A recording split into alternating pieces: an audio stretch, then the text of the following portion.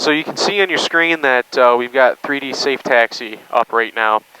So 3D SafeTaxi gives you, I think they call it like an exocentric view of your airplane in the airport environment.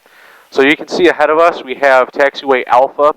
You'll notice that sign is black with yellow text. When we come up to the next taxiway, you see Alpha 4 just popped up. It is yellow with black text. When you're on the taxiway, you get the black with yellow text. When you're approaching the taxiway but you're not on it, you get that opposite inverse color scheme.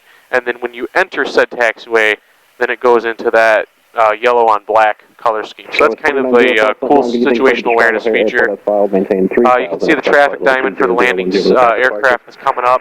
That traffic diamond will also show on the ground as you're taxiing.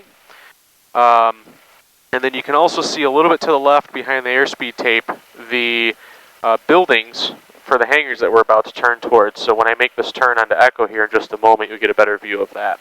So hopefully that gives you guys a nice view of the 3D SafeTaxi there. You can see the hangar buildings coming up on the screen, and we can pan the camera up and see what we see in front of us. It's actually pretty close. I mean, the fuel farm's not perfect. Obviously, you're not supposed to use this for taxiing and zero visibility or anything like that, but what a great situational awareness feature that Garmin has brought to the experimental world, and for that matter, the light piston world in general. Okay, 4 Kilo Alpha, squawk 120.